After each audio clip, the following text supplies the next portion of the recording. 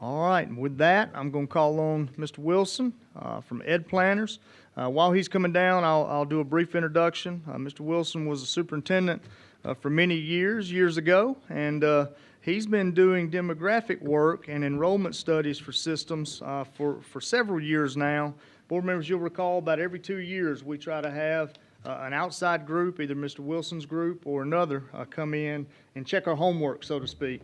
To make sure that what we think we're seeing in the way of enrollment is what we're actually seeing. So with that, Mr. Wilson, I'll say welcome, and we're going to turn it over to you. Everybody does have a hard copy of the presentation, and sorry for the technical difficulties.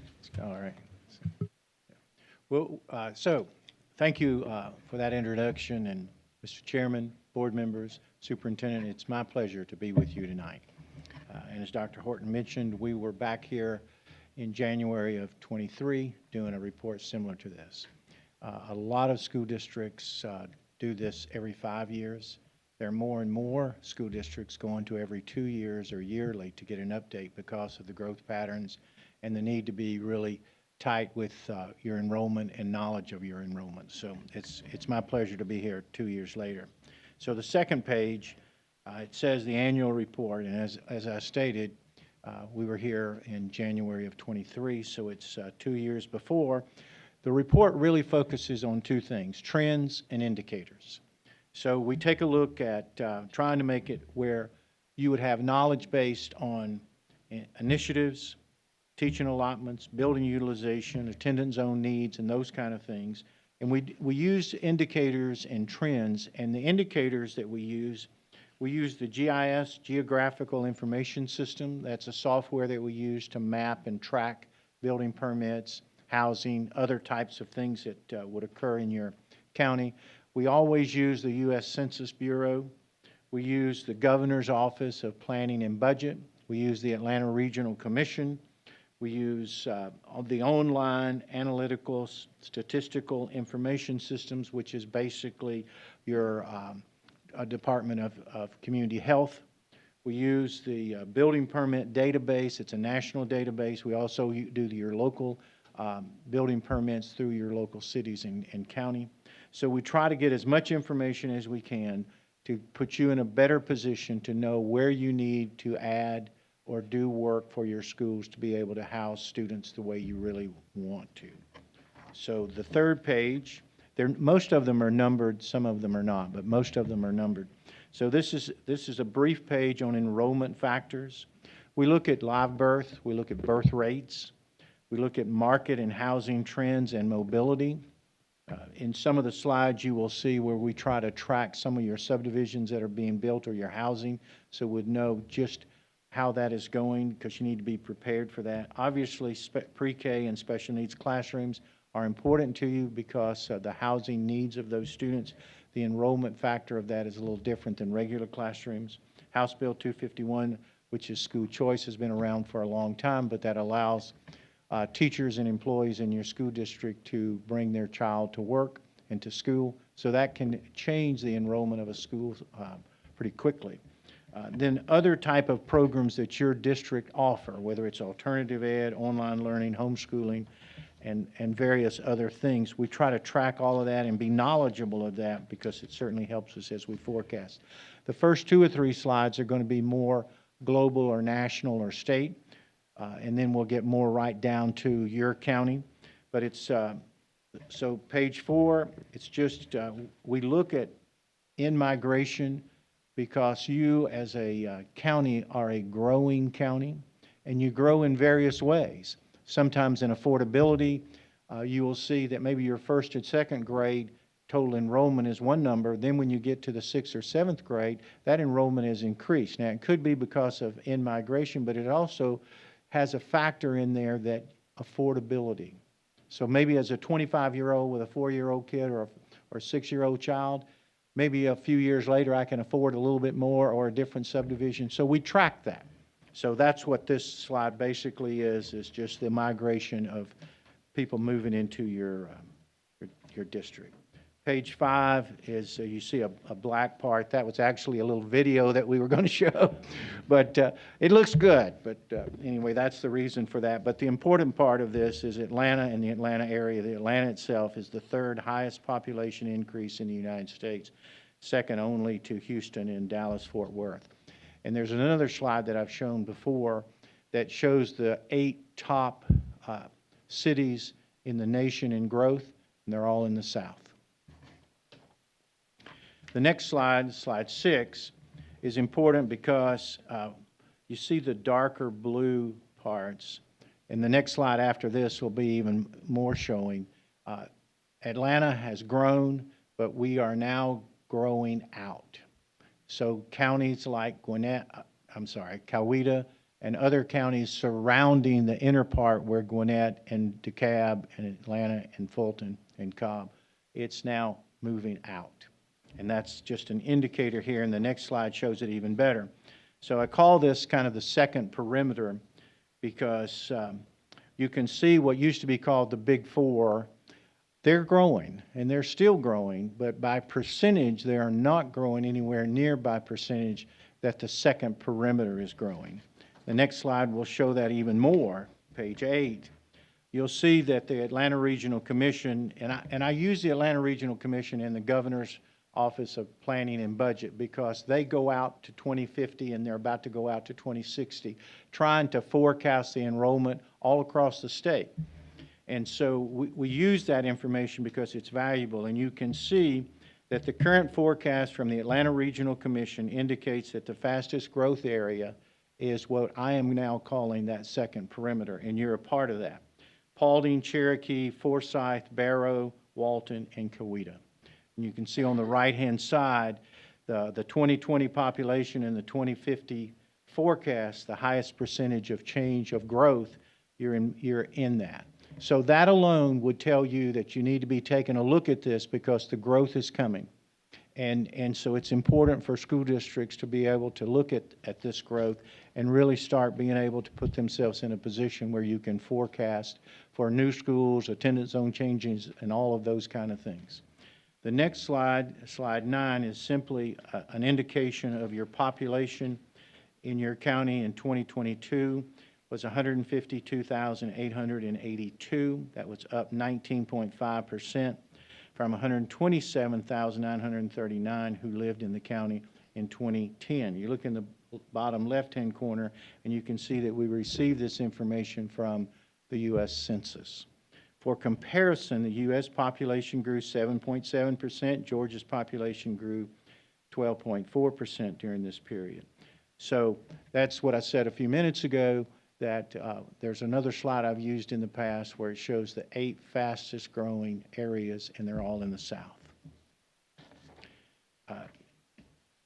Page 10 and page 11. So we try to track the building permits, and the next 3 or 4 slides will show you that, because you need to know where the building is of apartments or housing or single-family homes, so you will know where you need to be looking in future property purchases and a multitude of other types of things. So we just put this slide in. This is called a heat map. In 2024, the calendar year of 2024, these are the building permits and their locations. Doesn't have the number, but you can see the more bright color is the more building permits compared to the other lighter colors. The next page is new home sales. And we just simply did this with a heat map too, to show 1 year of growth. So you can see some of the middle schools. We've listed all the middle schools and their percentage of growth in that 1 year. So you can see where your very first middle school, Arnold Middle School, is 6.8 growth in 1 year in home sales. That's an indicator. And this whole report is about indicators and trends. So you look for those indicators so you'll know next steps and future steps. And on slide number 12, we just did the elementary 5-year growth. And you can see in some areas you've gone down, in other areas that you've gone up. And that's a trend too, but that's also why you need to monitor that, because over the next year or two that could drastically change. So we look at it very closely. The next slide, 13, is the high school 10-year growth by percentage. And you can see your three high schools, and you can see Northgate had the highest growth percentage of students in the 10-year period. Mr. Wilson, if you Yes, don't sir. mind, board members just want to call your attention on Northgate. Remember the redistricting from East Coweta to Northgate. So some of that bigger number that you see there is a That's little bit correct. self-induced. Sorry, Mr. Wilson. Nope, thank you for clarifying for me. Then the next slide just simply says looking ahead. So when you get to slide 15, 16, and 17, we're literally putting on here subdivisions that we're monitoring. And it's important because these are new developments, these are land purchases, they're existing neighborhoods entering into multiple phases, and it's important to know where those are, how many permits are coming out of there, how fast they're growing, so you can just, so it's something we do. We just keep a close watch on your growth across your county, whether it's apartments, whether it's single-family homes, or whatever it may be. It's just an important one. The next slide is an example again. You can see Popular Preserve. It's nearing its end. It started in 2018 from D.R. Horton. It was a planned 596 home subdivision. There are 382 new homes that have been built as of the end of calendar year 2024. That is a good subdivision, but it also can affect schools greatly in its population. Yes, ma'am. Quick question, how do you know how many of those homes may have children? Because I know you've explained that to us before. You did some kind of math. We do. We don't use the math that you used to use in demography, where you just every house had X point number of students, and you just really can't depend on that any longer. So we do go, and we use it several ways. We use the census to help us. We use your city planning and your city governments. They all participate and help us, as well as the county government. So that's really the most accurate way that we use that now, because the old formula just simply doesn't work. Absolutely. Sure does.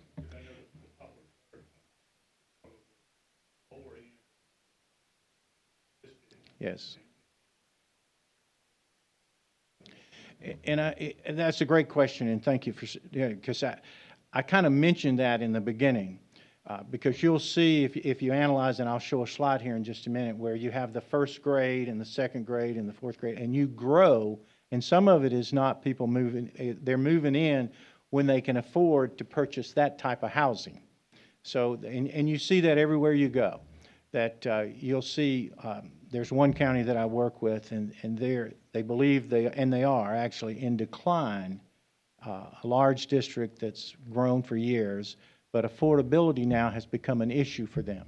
So when I do theirs, the first, second, and third grade are in decline, and then when you get to middle school and high school, they go back up. And there's a rationale for that, and as you get a little older and you make a little more money or whatever, or you save a little bit of money, then you get to the point where maybe you can afford a larger home as your family grows. But that's we try to track that the best we can, and that was kind of your question too. And the 17 is just an introduction.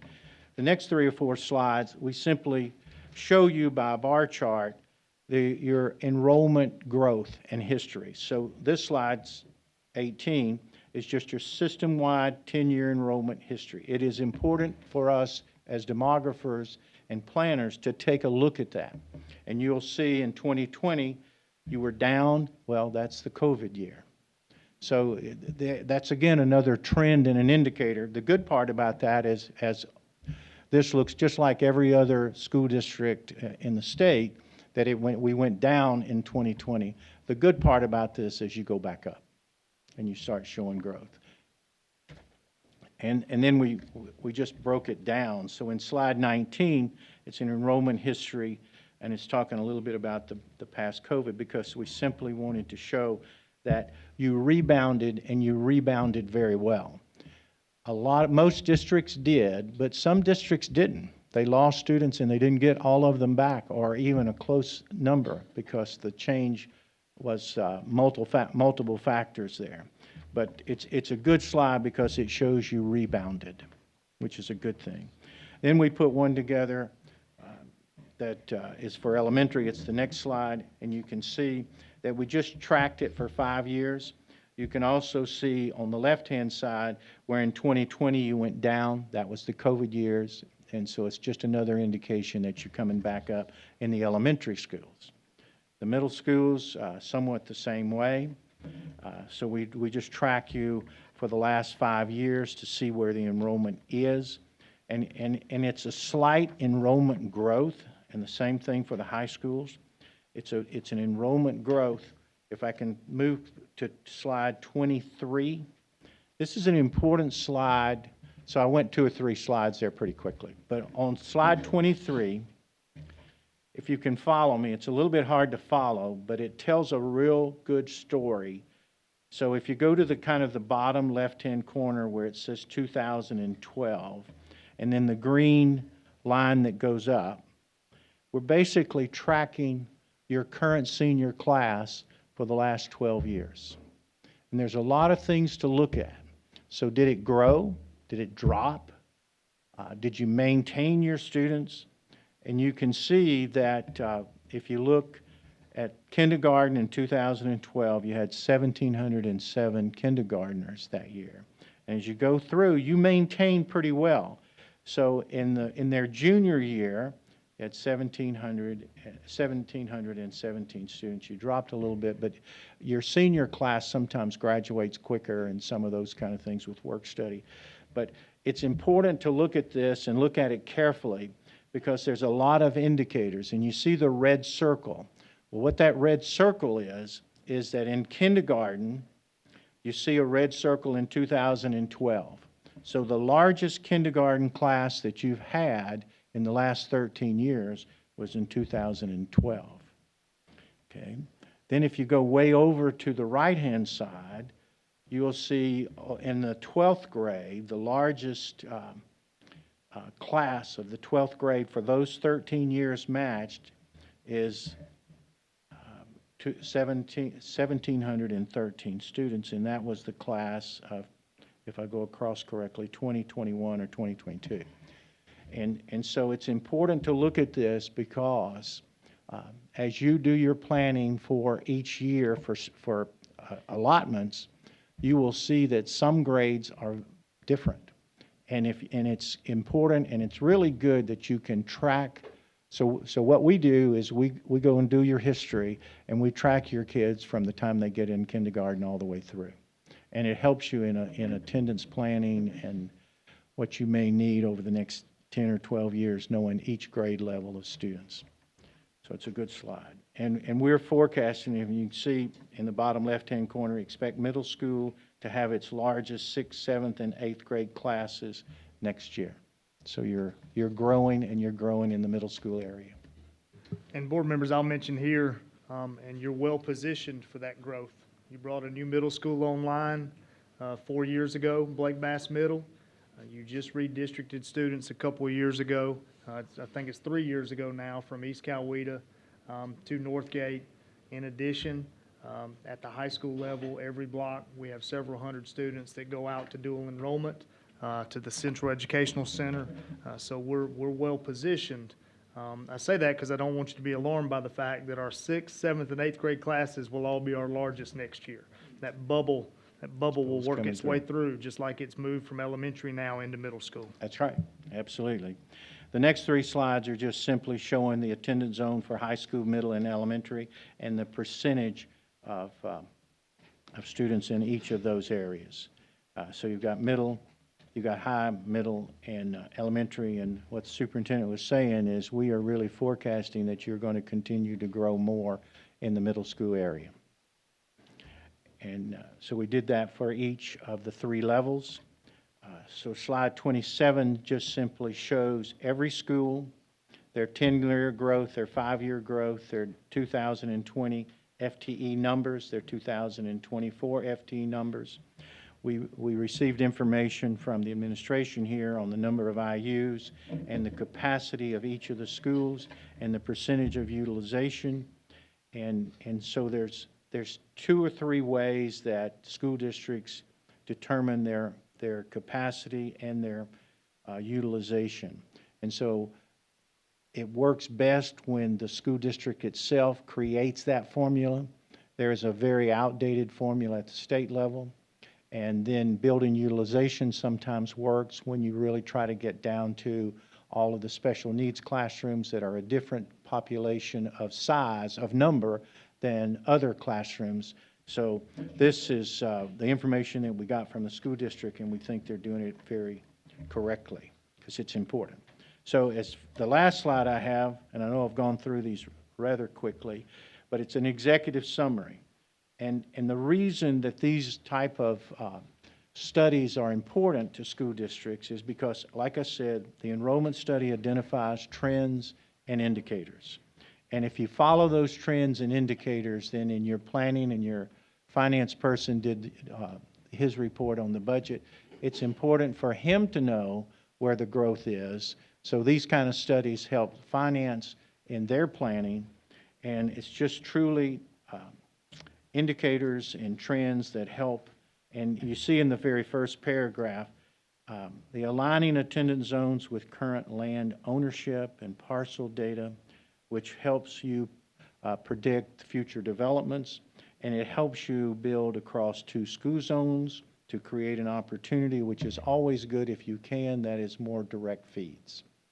And then in the last paragraph, we mentioned that, and we use a formula for live births, and it doesn't work quite to the level that it used to because of the McKinney Act and House Bill 251, where you've got abilities to move around that live births don't predict.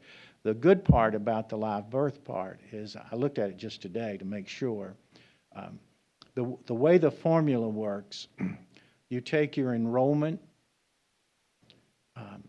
you take your live births for X year, you move forward 6 years later, and that should be a predictor for your first grade.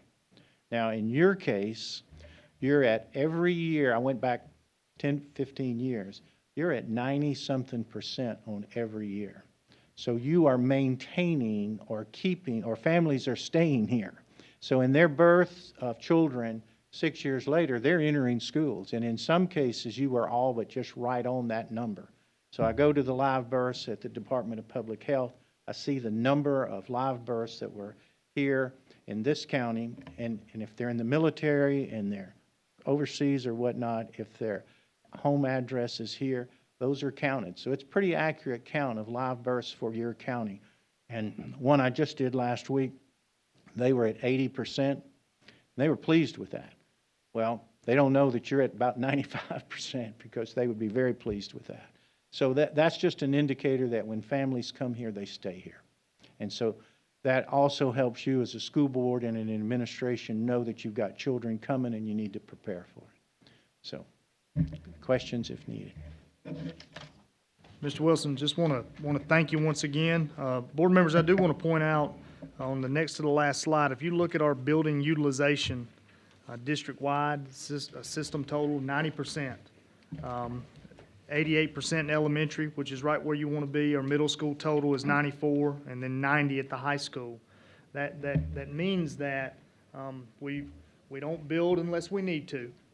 There are avenues we can use. He mentioned redistricting if we need to, as a result of gathering this information. The staff has it. We're taking a look at it, and we will certainly adjust accordingly. This reinforces for me, though, that we're doing the right work, we're studying the right things. I had hoped that the areas that we were tracking, Yes. that it would show on this, and those areas where you've seen pretty decent growth, those are areas that we've already been tracking. So more to come. We'll keep watching it. And Mr. Wilson, I'm sure we'll be talking again sometime soon. Thank you for your help. Thank you. Thank you. Thank you.